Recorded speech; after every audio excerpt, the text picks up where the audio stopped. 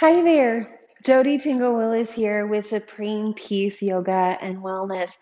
And I'm here just to offer a couple of tips when it comes to balance asanas, or balance postures. Um, Most of us either love them or we hate them. And they can be a little bit divisive at times. But our balance asanas are really important for a number of reasons.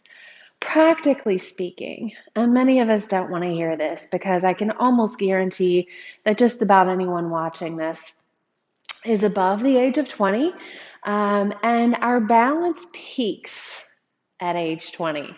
So it's downhill from there. But the good news is we don't lose it as long as we use it. So, really important, especially for those of us who are upwards of 20, we really want to keep hold of our balance. If we're lucky enough to become seniors and have really, really long lives, we want to make sure that we have hold of that balance so we're not falling and injuring ourselves as we age. So balance very important in that respect. Another reason that balance is important is it helps us physically but also psychologically. It's very great for focus and attention. So if we can learn to balance really well, it helps us bring focus and attention into our everyday lives, but it also helps bring balance, like emotional balance and well-being into our lives because we learn what it takes to kind of ebb and flow with life. So, the first thing we're going to practice today are some foundational things that can make balance a little easier. Before we get into those, I don't have chairs or walls beside me, but chairs, walls, countertops can all be your friend when it comes to balancing. And so feel free to use them. You can place your hand on it the whole time. You can move it away a little at a time, and that's an excellent way to practice your balance. So, we'll start with the feet about hips distance apart, all 10 toes pointing straight ahead. Just like the tires and the wheels on our car, we want them in alignment. We want our feet in alignment also. Like a tree that is able to stand upright on one trunk, we want to do a couple of things when we balance. We want to root down and we want to feel ourselves nice and grounded.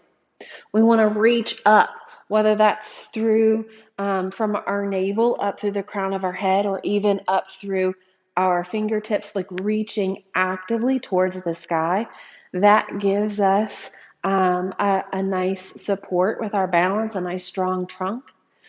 But at the same time, we also want to be able to flow. So we want some gentleness, some softness in our joints. We don't want to lock out the knees and keep them really stable and are like steady and strong. We don't want to keep them overly locked because brittle trees are the ones that break in the wind.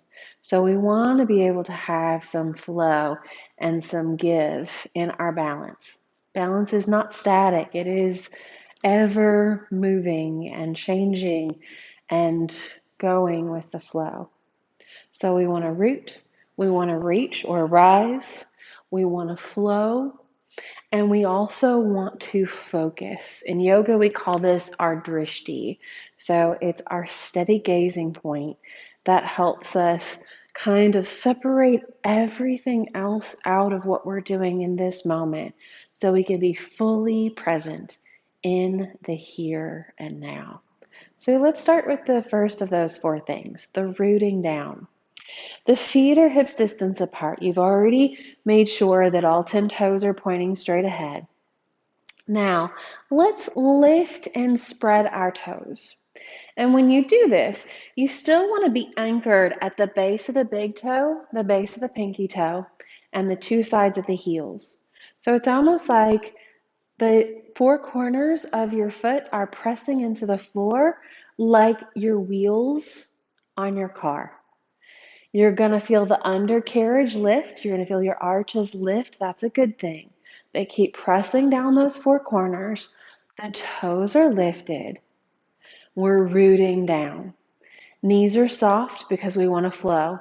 So not bent deeply, but they're soft, not locked. Okay? And with that engagement of the arches, with that engagement of the toes, you're likely going to feel your thighs firm up. That's your strong trunk, right? We want a strong, steady trunk. You're also probably going to feel a little lift in the low belly. The engagement of our deep core muscles starts down at the feet. So keep this engagement in the legs, keep the engagement in the arches and in the low belly. Let your toes rest. From the pelvis down, I want you to feel like you're growing roots down into the earth. But the tree doesn't just root, it also has to rise, right? To grow strong, to grow leaves, to fruit. So from the pelvis up, I want you to really lengthen all the way up through the spine. Feel lengthen between each one of the vertebrae. Hold all the shoulders up, back and down. Nice, long, tall spine, neck. See how tall you can grow here.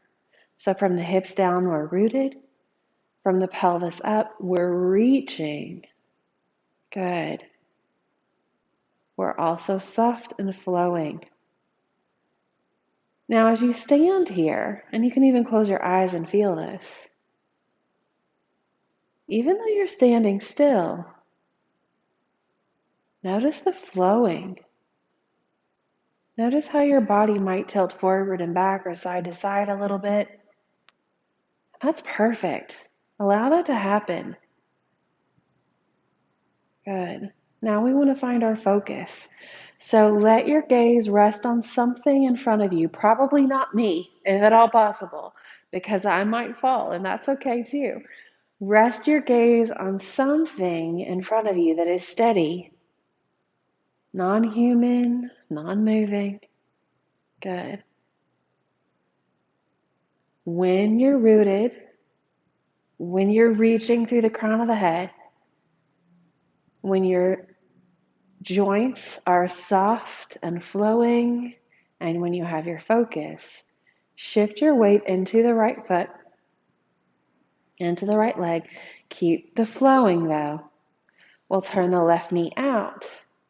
And you can leave your toes here on the floor the whole time. Notice as you do this, you'll probably begin to feel the ankle wobble. And the benefit of that is that you're building a tremendous amount of strength in your feet and your ankles. So know that when you wobble during your balance poses, you're actually building more strength than if you're standing like tall and rigid. Good. So if you want to slide your foot up to the calf below your knee, or even help it all the way above the knee into the thigh, you could. We're still rooting down. The knees are still soft. We're still reaching through the crown of the head. Good. Our focus is still there. Now, before we do anything else, start to take your focus, your eyes all over the place. Notice what happens, right? We kind of naturally fall over. So focus is a really important part of this. And notice if you're struggling in a balance pose, if your eyes are going different places, if you're trying to watch the teacher on the screen too much and you're turning your head, or you're trying to watch someone else in the class and you lose focus, or you see, traffic go by, or your cat or your dog go by. That's normal. And that's life too, right? We lose our balance and we come back into it. And it doesn't matter how many times we come out, we just keep coming back. Again, that's life. So let's give this a try on the second side. Walk out the feet, roll out the ankles.